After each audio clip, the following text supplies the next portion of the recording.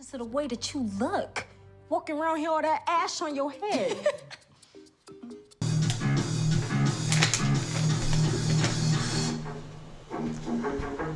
It's still alive.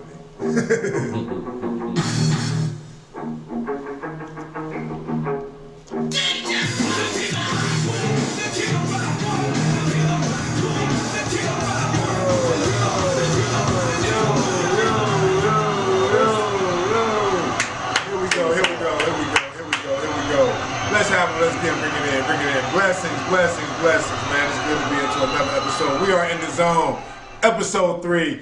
Beautiful to be here, man. I am your beautiful and beautiful, young, black, and gifted host, Dani Daniels. Glad to be here with the mass vigilante, my partner in crime, my man Bill. What's going on, y'all? Fresh back off the COVID. Give it up a bit, man. Give it up, man, Bill. You know what I'm saying?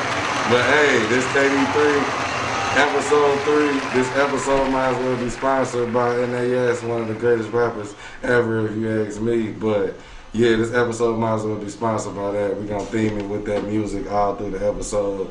My boys just dropped the album. I'm excited, so I want to share some of that with y'all. This my boy legit, something that we doing. 30-somethings, you know what I'm saying? We legit now. So yeah, we gonna kick it in like that. Man. You got to have love. You got to have love in your heart. Yeah. My beginnings was intense. Who'd have thought I'd go legit? For sure. Yeah. We coming blacker than Black Panther 2. Nobody this thorough, that's the truth. Never go against the family, that's something you don't do. Don't get Eddie Kane trying to sing your way back in the group. Nah, stars in the ceiling, got sun in the building, rep that 718. It's hard to depart from that feeling, careful selling weight. The DA be watching who dealing, get yourself straight before they find that paraphernalia. For those who claim 100 million on taxes, beautiful actresses, street dudes who turn activists who used to move packages. No nine still here to remove the wall that our back against. Legitimize all your hustles before the gavel hit.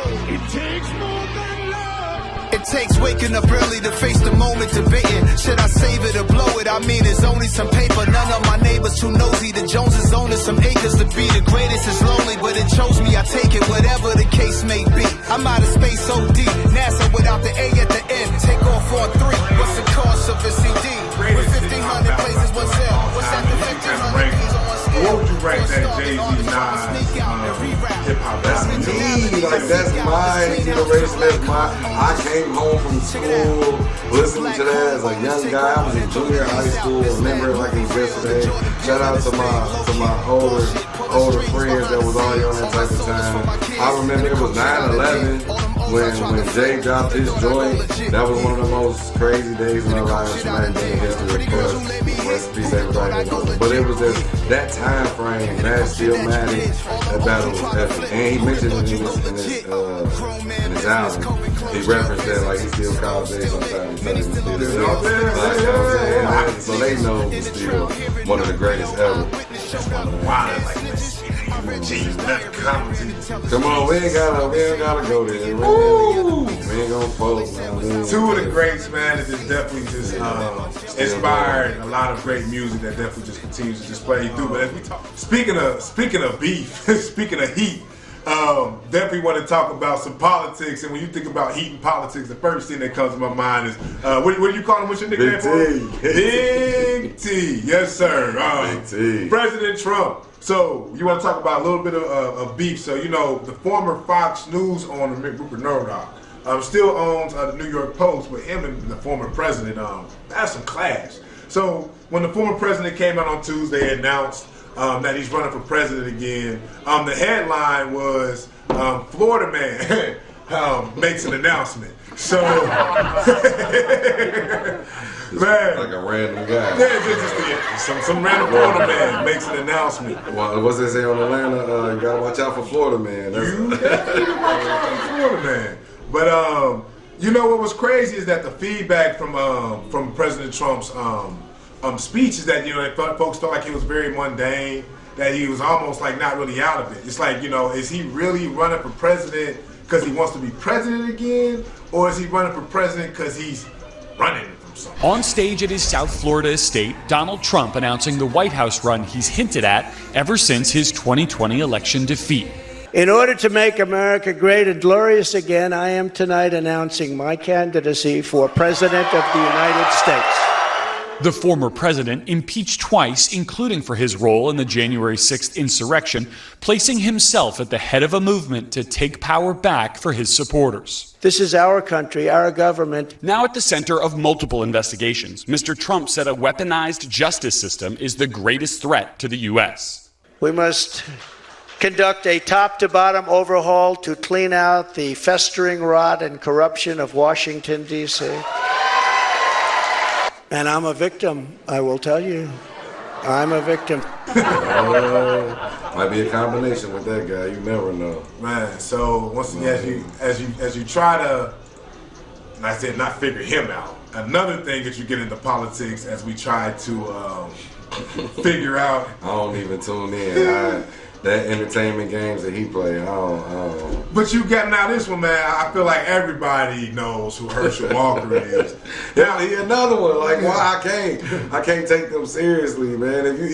Why even cover these people? Who put a camera in their face? Like, you're asking for some bull if you looking for these two people. Well, I mean, now. Oh, you talking about Trump and Herschel Walker? Not Brother World. Not Brother World. No. But yeah, I mean, because once again, let's get some context. If you're down in Atlanta, all of our Georgia brothers and sisters down there, you guys have a runoff coming up here soon. So, how it works in Georgia, if you don't get over 50%, you have to do a runoff. So they're still in election season down there. But what took place, obviously from the picture here with Brother Warnock, who looked like he just smelled, who smelled the Delta game. Like, nah, I ain't smelled that. That's not my fart there. And Brother Herschel Walker looking up like he's awful proud of himself. Like, man, I just got 100 yards rushing, and I think I got 100 baby mamas chasing me all at the same time. So, but yeah, it's definitely been some heat taking place between the two. But Brother Herschel Walker had a quote the other day. As I'm trying to come up here and just pull it up on my from just there. Saying that is as soon as you say that, you know that there's some, excuse my language, there's some to ensue when you say that. Like, right behind that, it got to be something crazy, because this man is. So here's Herschel Walker's bizarre rant. I was watching this movie called Fright Night, Freak Night, or some type of night, but it was about vampires. I don't know if you know vampires are cool people or they not, but I'm gonna tell you something that I found out. A werewolf can kill a vampire. Did you know that?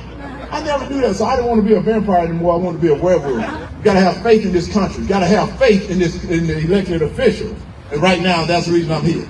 Because God has brought his warrior, and I'm that warrior that y'all been looking for a long time. And I can promise you, as my offensive lineman told me, Herschel, follow me.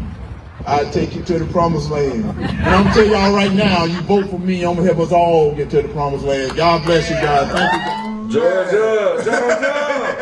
Georgia, public, let me get my Zoom in. Georgia, if y'all don't handle y'all business. Georgia. Man, shout out to all the voters in Georgia, man. I just lost a couple brain cells in the midst of that 90 seconds. Man, so dude, wow. We'll just leave it at that. Big election taking place in Georgia, and man. So lastly, we want to make sure everybody's up to date on the politics, and we just gonna kind of twist into this and not too much, because we want to give our respects to former Speaker of the House. Well, she's currently still Speaker of the House, Nancy Pelosi. She's been the Speaker for I think it's 20 years now, man. 20 years that Nancy Pelosi has been the Speaker of the House. And she quoted herself that she's gone through, this is her quote, she's worked with 3 great presidents to get some transformational things done. Whether it was President Obama with the Affordable Cares Act. She even talked about President George Bush and just working with him. And she also mentioned working with President Joe Biden. There was one president she didn't mention. A little shade there. That she was throwing at, what's your man's name? Big T. Everybody throwing shade at Big T right now, man. But, obviously, we appreciate your service. We appreciate your great, just always just really being one of those representatives. Politics is a tough game, man, and being able to work with both sides of the aisle. Obviously, being at the House of Representatives, you control where all the money goes. Our money, our tax dollars. So if you want to have that person that's in that seat that's really flowing and making it happen, the Democrats themselves pick their own leaders. So now they're kind of picking who that next guy is going to be. It seemed like it might be Representative Hakeem. But there's a representative from New York who is the next guy up, brother by the name of Hakeem. So I'm looking forward to seeing what he can bring to the table as well. So speaking of politics. And real quick, before we go, I don't really be into it, but I know they just got a new mayor. First black mayor, I think it was, in New York. I want to shout out to her. In California, Karen Bass. Yeah, shout out to Miss Bass. Before we get out of that, first black mayor. California rep, is she the mayor? What was it? Has been elected. Yeah, the next mayor of Los Angeles. Yeah, she was we want to give a shout out to her, former representative, first black mayor of Los Angeles. So that's cool. Shout out to her. And man, but once again, that's why it's important to understand who these individuals are, just to kind of stay on top of it. It's historical change, right? There's a 25-year-old who's now going to be in Congress as well, young black brother out of Florida. So, people that look like us are doing some major things out when it comes out to this political scheme work, man. We're going to hit our next Nas song as we get ready for our next guest, man. We're really excited about what we're bringing to you. So we had a really great conversation with Dani Isaacsohn. We talking about politics. We got one here, one of the newly elected.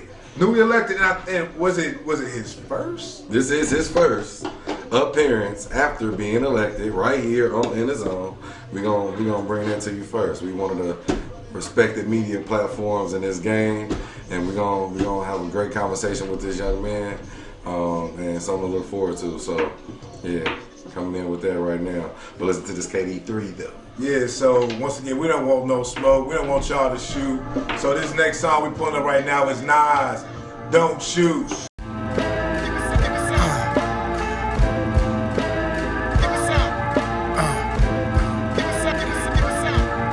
Don't shoot. Don't shoot, gangster. Don't shoot, gangster. Don't shoot. Don't shoot, gangster. You or him, and he is you. Don't kill a messenger. Am I snitching when the police commissioner, my friend, am I a player when me and the mayor hanging, tapping? Just a grown man trying to see how to change the community. Cause all I see is mamas crying, reading eulogies, thinking about everything her baby could've grew to be. Speaking unity for years, but face scrutiny. He weird. One day, Esco be rapping about shooting me. Next day, he saying I can't. He be confusing me. Don't wait that. I advise you fine, I don't just rap. Look around every town like a death trap. I just mind put a 9 till his neck tap. Then it went black, now we set back. And I'm scratching my head under my best cat. With a new clan, but we're jet black. I don't know how much I can stress that. Where the checks at? Don't shoot, gangster. Don't shoot, gangster. Don't shoot. Don't shoot, gangster. You or him, and he is you. Don't kill a messenger. Welcome back to In the Zone. As we mentioned, as we promised, we have our special guest, representative of the 24th District here in Ohio, Mr. Dani Isaacsohn. Give a round of applause, Mr. Isaacsohn. Welcome. Sure. We appreciate you being here. Congratulations on the victory. That's awesome. We wanted to have a conversation with you and allude to your new victory. Yeah. And a lot of the stuff that's been going on in the social world about the Kyrie Irving situation and stuff of that nature. So we kind of it's kind of all over the place. So we just wanted to hang out with you for a second. We know you don't have you long, so just wanted to discuss some things with you and see where we can go. Yeah, before we get into that, man, obviously let's talk about some of the great things that you could probably want to get done, that you plan on getting done. As you said, man, First time jumping to an elected office, man. Just give a quick background about you, man. Where did you come from? Not where did you come from, but yeah, what motivated you to want to kind of get out and jump into the elected office arena? So first of all, thanks again for having me. As you noted, this is my first time talking to someone, doing an interview since getting elected. So excited about that. Yeah, that's awesome. 6 years ago, I moved back to Cincinnati. This is where I grew up. I'm a I'm a Walnut grad, which I never get tired of talking about because I'm a very proud alum. But he's a nuthead. He's a nuthead. People don't know Cincinnati is really behind the high school. We're Princeton graduates. He's a Walnut graduate, so that's awesome. And I had gotten started working in politics and in community organizing 10 years ago in the Obama campaign here, and moved home 6 years ago to start a company, Cohere, that uses community organizing to get people in the room who have lived experience on an issue, who ride the bus in the morning, who are kids getting bullied at school, so that they can have a voice in the policies that are being made in their communities and in their neighborhoods. And been doing that work for 6 years on every issue you can think of: housing, transportation, health, and education. And you do that work long enough, you spend enough evenings talking to people about what's going on in their lives and what ideas they have, you start to hear the same things over and over again. And for me, not only were we hearing really, familiar themes, but start to get a sense that you actually can change the culture of how people engage with their government, with the decisions, if you just take the time to listen to them and make them feel heard. It can be an empowering, sort of catalyzing experience for people. And so, I'm heading to Columbus with sort of both of those lessons in mind. One, that if we listen to people, if we make them feel heard, if we involve them in a process that's going to, on the decisions that are going to impact their lives, they have the insights, they have the ideas, and it's going to make them much more active citizens. You can create a partnership between elected officials and the communities they're serving. And then on the policy side of things, there are policies that deeply impact people's quality of life, their how they get to exist day to day, that are not obviously ideological or partisan or Republican or Democrat. So the ones that I'm thinking about, that we've just heard so much about, the number one by far is childcare for parents. Okay. It keeps people from taking the jobs they want. It keeps employers from being able to hire. You hear about hospitals and schools not being able to hire for these roles. Childcare is a big part of that. And so it unlocks people's access to opportunity if we can do something about what is a deeply broken childcare system. It continues to be the most expensive thing for most households, more expensive than housing. I can, from personal experience, I've had someone I was trying to hire say to me, "You're going to need to pay me enough that I can take this job and not have all of the increase in my salary go towards childcare. Because if I'm just sending my whole increase in check to childcare, then I may as well keep doing what I'm doing now." And that's true for a lot of people. So that's a big one. I do a lot of work with young people. I'm going to have to duck out because I got to pick up my mentee from school. And it's they talk a lot about, especially after the pandemic, about needing to improve mental health care. Some of that is the healthcare, therapists and counselors. But a lot of it, when you actually talk to them, is they just want more interaction with their peers. They want more sports. They want more after-school art, music, accessible, affordable, that you don't need a parent to drive you to, that you don't need someone to buy you a uniform for, and that you actually want to do. And then a lot of 14 and 15-year-olds want jobs. But it's not that easy to find jobs as a 14 and 15-year-old. So that's a big one for me. That's that's not making it on the headline of Fox News or MSNBC. And those are the fights that actually we all know all too well. We have a youth employment program that we have for the people in the area, for the kids in the area specifically. And this is one of the places where they get to come work. That's cool. We just did our first go-round of that this summer. We have a second round actually beginning to start next week. So those are the fights that I'm a parent with 4 kids myself. Child care is always something that's been on the forefront of my agenda. So those are the type of conversations that we want to have, and that we're happy that we have someone that cares about those kind of things and represent that for us in Columbus. So that's awesome. We appreciate that. Yeah, man, especially because I know we only got a couple more minutes with you, Dani. I want to hit on one more thing from a state perspective, and then just kind of get into, once again, the kind of the topic of the day, what I think is important, because it kind of gets back into what you said before: access, exposure, not just for a young person to see for a workforce development side of it, but just for communities to be able to interact and find that diversity as well. But what we do here from a high school perspective, kind of when it got started, is really urban agriculture.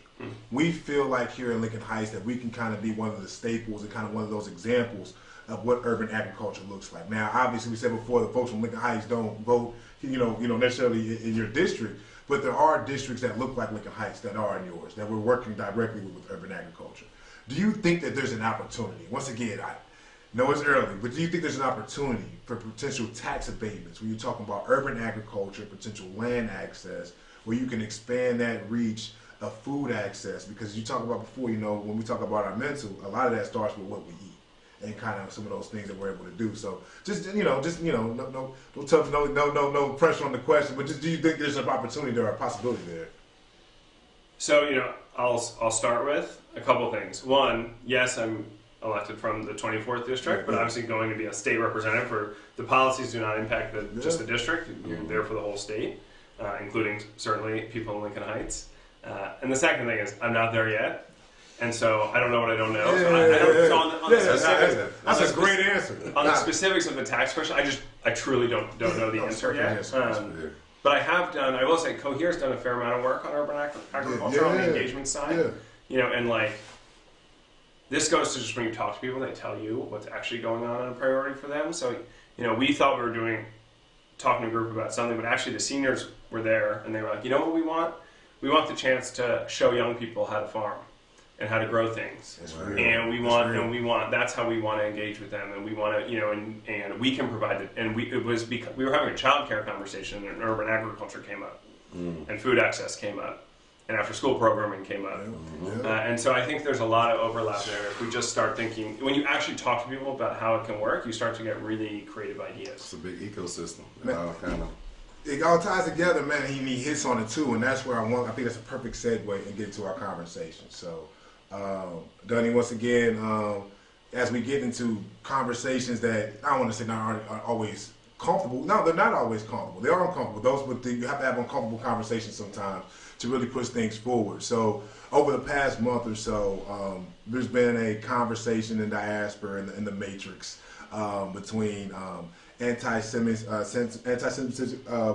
conversations and just also where that stands and how blacks have also been portrayed in the media as well, and what those conversations have taken place. So just some context, Kyrie Irving had posted and retweeted a documentary that had anti-Semitic tropes in it, and once again, we watched it for researching purposes of this. Like, it wasn't like because it definitely had some things in there that was definitely untrue. It was definitely some crazy stuff that was in there. So we're not. I watched the trailer, but yeah. So we sat down and watched it, and the crazy thing about it is that when we bought it, it was a rental from Amazon that was $11. So half of the money even goes to Jeff Bezos. It goes back. So that's a different conversation. But I just kind of wanted to get your perspective and the narrative that was out there from.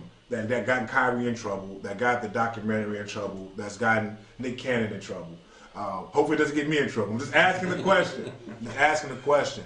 But yeah, it seems that there is a stereotype out there that the Jewish community is has a representation or a reputation of exploiting African Americans in media.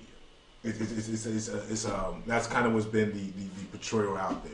And we know that you are not the official representation for the Jewish community. You're just a Jewish person who can just speak your own. And we're just two black men, and we're just having a conversation. But we feel like these conversations are important. I agree. Sure. Just kind of want to get your sense of why you felt that was a thought. And once again, any question you want to fire back at us, please feel free. But just kind of wanted to get that question out there. And the reason why, I feel like if everybody can at least understand the baseline, where we're starting at, then we can kind of have those conversations moving forward. No, I appreciate you guys wanting to talk about it. These are genuinely hard conversations, but they're really important to have. Especially if you value, positive relationships between black communities and Jewish communities, which is very important to me. Mm-hmm. So grateful to get to have it. As you said, I'm just speaking as a Jewish person. I don't speak on behalf of the Jewish community in any way. Disclaimer, be fair. But let me zoom out a little bit on where I think some of the sensitivity to some of those tropes comes from my perspective, or how I think about it, which is that, going back to, let's say, the 1910s, 20s, 30s, in Europe, starting right around kind of the 1880s, maybe a little earlier, the restrictions on Jewish rights started to lift a little bit. They were allowed to own land in parts of Europe starting in the late 1800s. They were allowed to vote in where they previously had not been full citizens. and started to see some real success and started to grow those communities and started to really integrate. And by the late 20s, early 30s, in some of the big cities in Europe, particularly in Vienna, in the German-speaking world, in Berlin, which is where my last name is, my dad's grandfather is from Berlin. The Jewish communities were incredibly integrated. Huge percentages of the professional class of doctors and professors and lawyers, right, as integrated potentially as like we feel that we are in the United States today. And so go from that, from feeling like truly, Jews fought in World War I on the German side, right, we're very sort of plugged into that community and a part of that social fabric, and pretty quickly going from a place of deep integration and we're immediately isolated. Neighbors who've been, you've been their neighbor for 30 years. Your kids play together in school. You watch their, neighbors are turning you in and then raiding your apartment for your silverware. Right, culture shock probably. And so, if you're not safe in an environment like that, if one day you can wake up and everyone around you has voted for something, for a party or a politician that is saying all these horrible, untrue tropes about you, and they're buying into that, and all of a sudden, no Jews are allowed to be in professors anymore. All of a sudden, Jewish doctors can't practice. Sigmund Freud can't see patients anymore. And you think your neighbors who are your friends they're gonna say something. Surely they're gonna protest. This. We think of Germany now as Nazi Germany, but think about it from their perspective. They would think to themselves, "This is Germany. This is home. This is the most advanced. This is the most advanced culture in the world. This isn't some backwards place." And so a lot of times I think what happens now is that people think, well, and appropriately, the Jewish communities in the U.S. have seen unbelievable amounts of integration, assimilation, and success. And so you think, well, why are Jewish communities being so sensitive now? They've made it in the U.S. No one's questioning their, if not, in the weird caste system that the U.S. has racially, Jews are, if not white adjacent, certainly. And so, they sort of made it in the U.S. But you got to understand that there's that sense of security that it seems like from the outside. If you feel the history of it, for me and I sort of feel like, well, we've been secure. And we know what that security gets us. And so I'm not comparing the U.S. to Germany in the 20s and 30s. That makes sense. But it gives you a sense of, that's why we take anything that puts some of those similar tropes out into the world really seriously and are very hypersensitive to them. Because we view it like everyone else through our own sense of our history. That makes sense. And I think we as black people probably relate to that.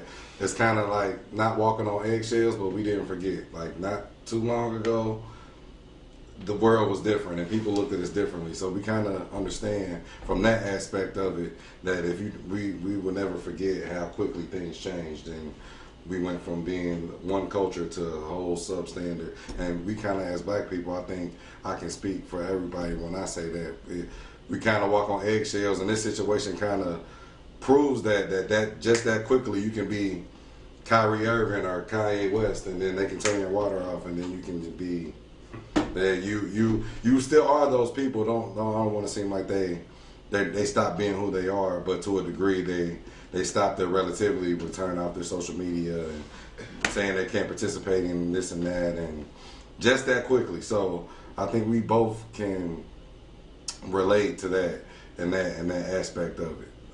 And to your point, as you talk about, and Dani, you hit it on the nail on the head. Here in America, it's provided opportunities for prosperity and growth.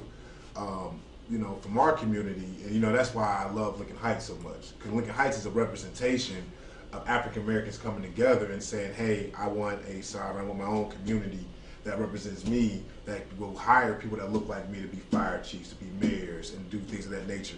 Very similar to now that you have Jewish communities, very similar, and very cool one here in Cincinnati as well.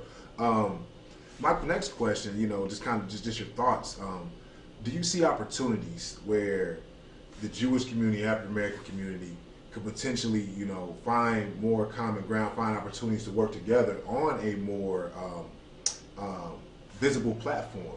because it sounds like our adverse situations, it sounds like our stories are very similar. And yeah, I know you got to go. We'll make this the last question, man.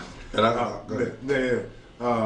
But the piece that you just mentioned, right, on you're always worried about what the worst of humanity could do to people that look like you and people that represent your race, people that represent your culture, but B, you also could touch into a piece where what it looks like when it's not.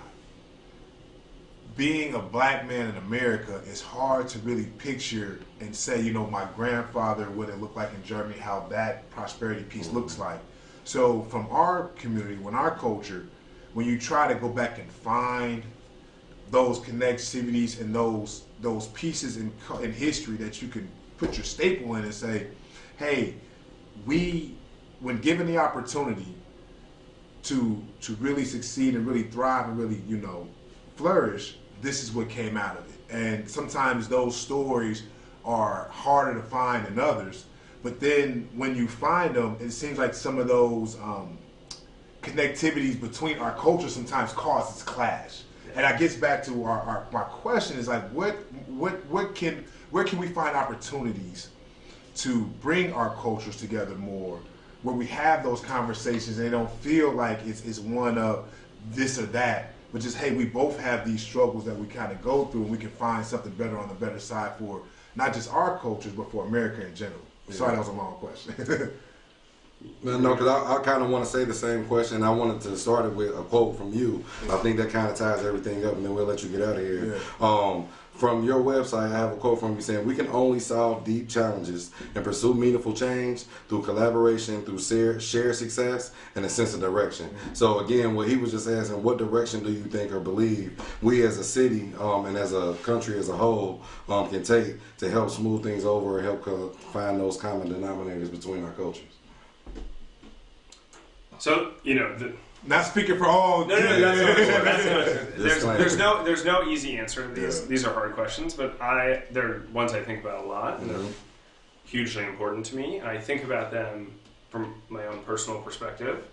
You know, one, I could not be more. I feel like I hit the lottery in terms of getting to be born a Jewish person in the United States at this time. If you think about getting born a Jewish person in other places and other times, right? This is as good as it gets. Same thing for black people. So I'm, you know, just deeply grateful for that, and to have got to grow up in Cincinnati. And a big part of why I ran and why I moved back, because I love this community and what it's given me.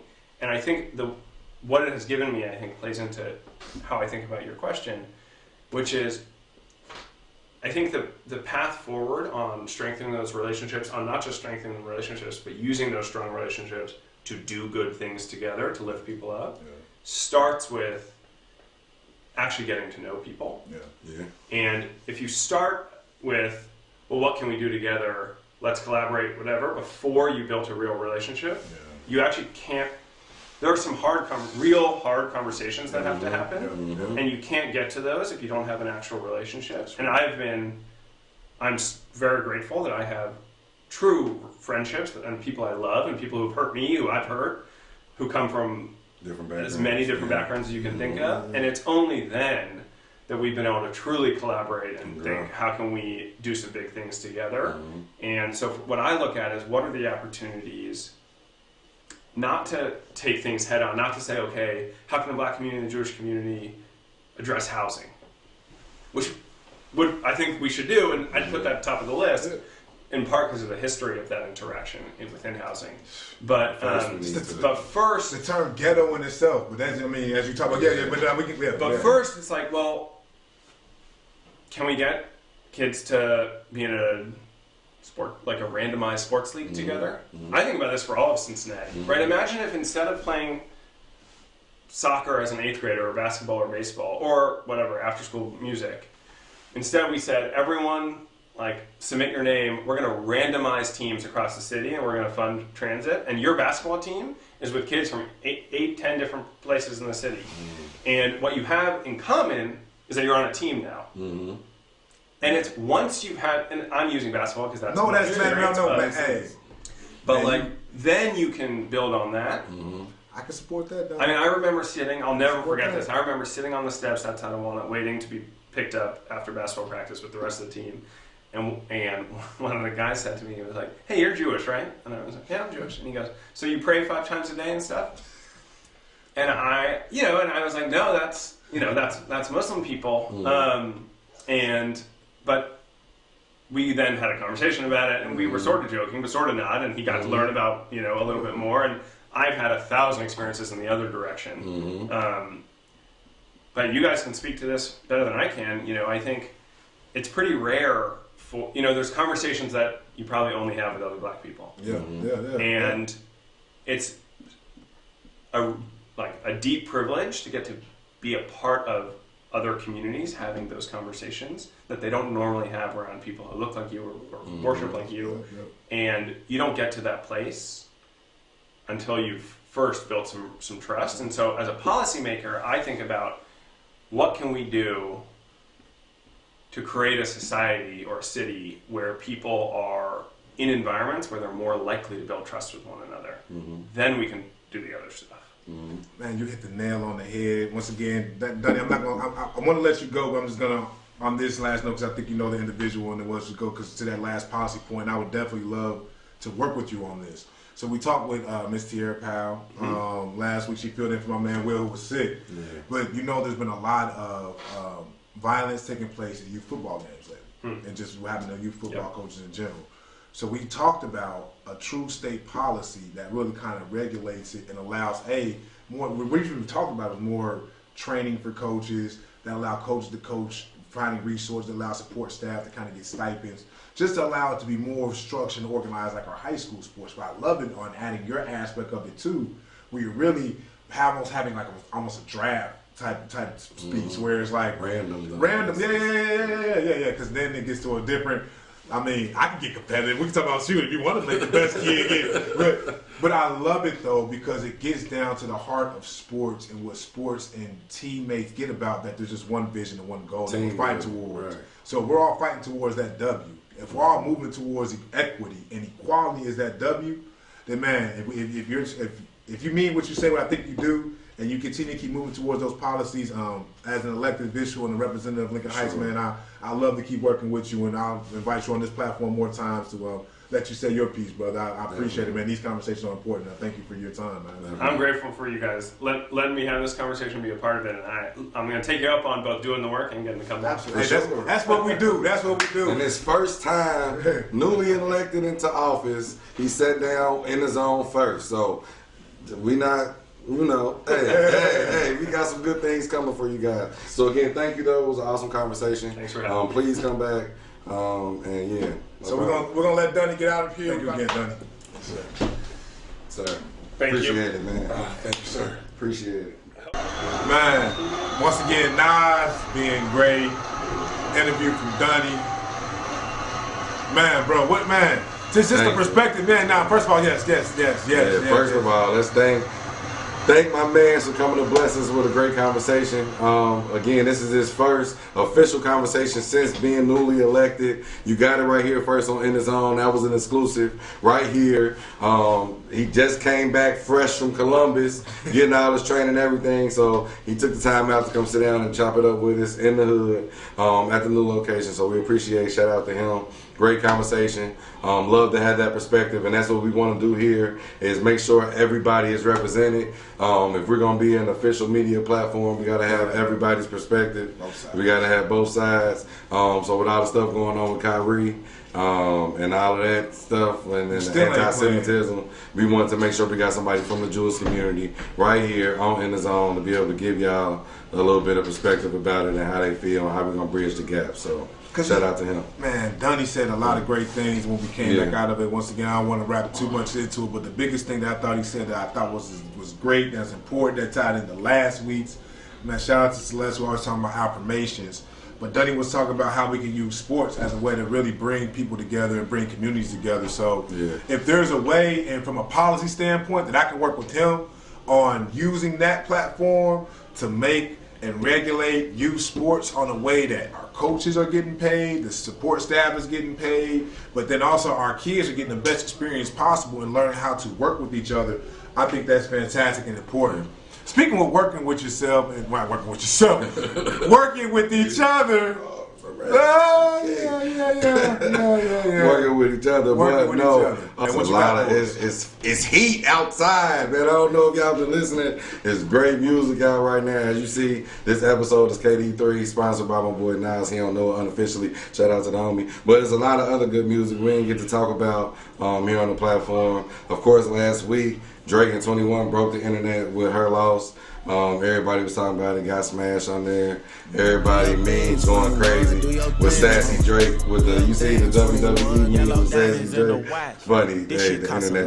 What you think about the album though? Like, man, well, you tell me what you think. I'm not the music critic like you are. You enjoy it. I got a different thing for Drake because I seen his evolution as an artist. Like, but it's crazy because the first songs I liked from Drake was that Brand New.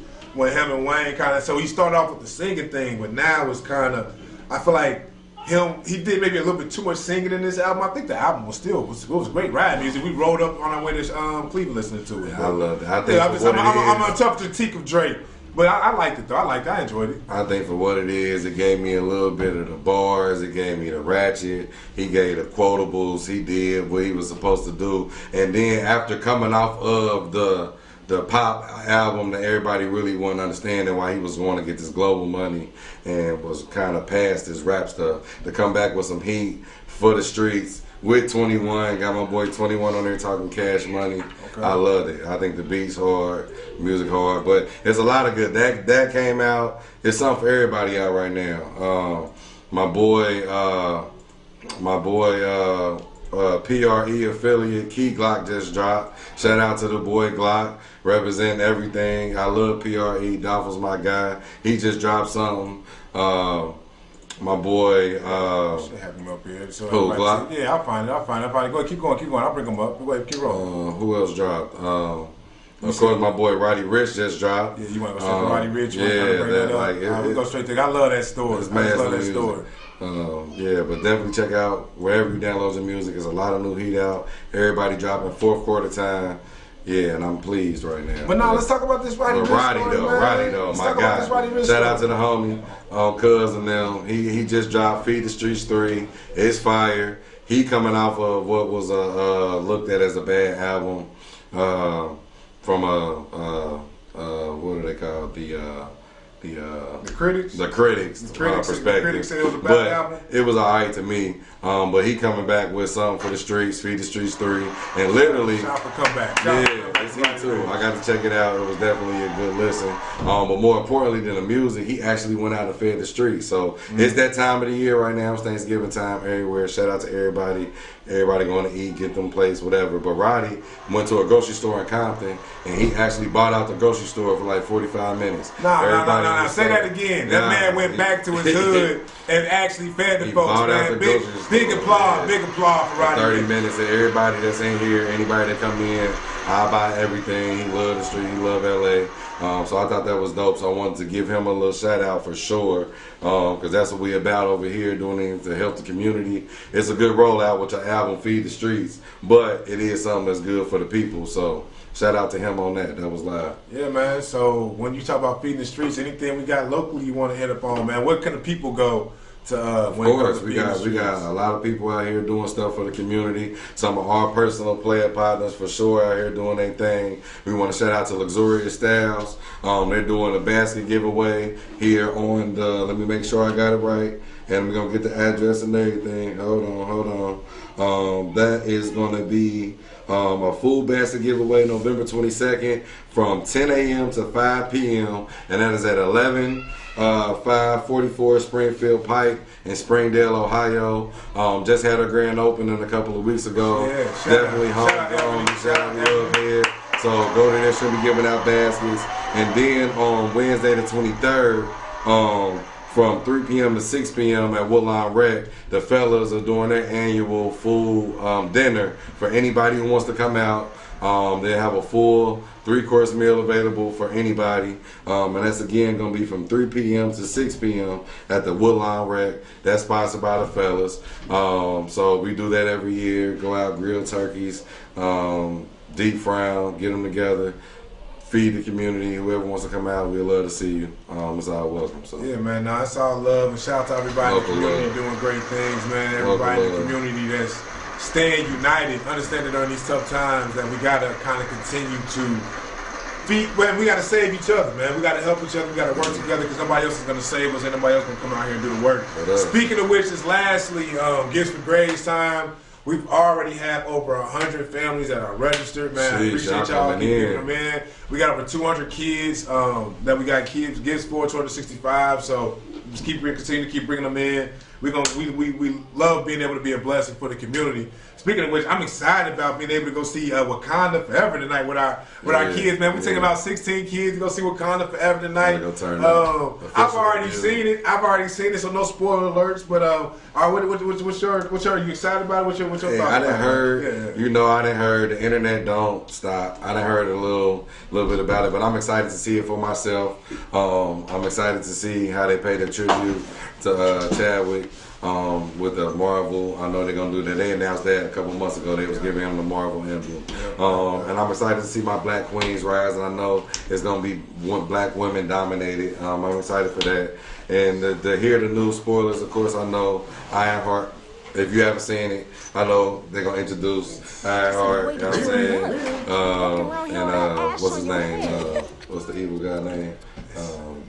It's Namor the Submariner. You better stop me before I go on a yeah, but shout out. I'm excited to see it. Yeah. So they're going to bring that in, right? So they're definitely, I'm not going to go down that path on y'all. We'll talk about the next episode. We have the official review. Because it's for the culture. Yeah, for the culture. One time for the one time. So excited for the kids to go see it. I'm about to go get the babies, pick them up. We're going to go take off to see that. So last thing, because like I said, I always want to leave y'all with something to think about. Shout out my baby. Speaking of my babies, Cash just had his birthday. He was sick. We didn't get to go kick it. Shout out to my baby. I love you, baby. We turning up, though. We still going to go see the movie today, but he was down. So shout out to my baby, Cash. Just turned big 6. You know what I'm saying? My guys. Yeah, shout out to 6 times around the sun for Cash Money, man. Taking over for the 99 and the 2000s, man. That's my dude. That's my dude, man. Definitely a little big brother to Darian, but just something to think about on that note too, man. As you talk about just, you know, our kids and just unity, how we continue to just work together to push things forward. We talked about Kyrie. We had a great conversation with Dani today. But you know, I have on Adidas. Bro has on Nike. Talk about it. But you know, Nike boycotted Kyrie. We talked about it in our interview. We bought the movie off of Amazon. You know, we can continue to talk about over and over again, whether you're feeling like the NBA, NFL, MLB, where people that look like us are obviously pushing the product forward. What is us on the other side who are taking in that content? What can we do more to support them? Especially in times like this when bruh still isn't playing. When we have situations like this whole Kanye situation with these brands and beefing with the brands and do you rock with the brands, and it's a whole that we need to know. We need to. But then you got folks like Marjorie Taylor Greene who's still sitting in Congress right now, who said that there's Jewish lasers pointed at people ready to kill them. Yeah. Like she literally said it out her mouth, but Kyrie tweeted something. So just what are we gonna do? What are we going to organize around? What's our point? What's our platform? What's our stance? So should I take it off? Do we not wear? Do I stop watching the NBA because my boy Steph cooking? Do I need to protest? Is to go back to the NFL cap situation? What are we gonna do? We understand that they're doing him wrong. We know. We support him, so he hasn't made a call to action to say this is what I would like. After you've been in a situation where you feel like you once again getting butt broke, you're not in a situation to really be like, yo, I'm about to come out here and this is what we about to do. No, it's on us to now really step up and really say, how are we going to support him, man? How are we going to support that brother? If that's what we feel like, if that's what we feel like the stance is. He said he apologized. He said he was wrong. Made it not done in the way that you wanted to, but he said he was wrong. He paid the fines. He done those type of things. Allowed a man to live his life, man. But right now, it sounds like we lit. We want to end it. Let us know how y'all feel about that. That's an ongoing thing. We'll be keep discussing that as the episodes go on. What do we do? What's the call to action? How do we help? What do we do to support? Do we not watch? Do we not wear Nike? Do we not wear Adidas? Are we rocking with Ye? Are we not? That's something we're gonna keep talking about because there's a bigger conversation behind that. Of course, the upfront, but we as black people got to figure out some point to stand together and really make a change with something. So we'll get to that. Nah, so man, that's definitely a great way to close us out, man. I got this Nas song. I think it's the right one. One more, KD3. This is our third episode of In the Zone. Thank y'all for rocking with us. It's amazing. We only getting better. We see we got a new location. You know what I'm saying? You see we looking good in the zone. We getting better. We gonna keep getting the content for y'all. We here. I'm Big Bill, voice of the streets, and I am your councilman and co-founder, executive director of the Heights Movement. We love y'all. We in the zone. Peace and blessings.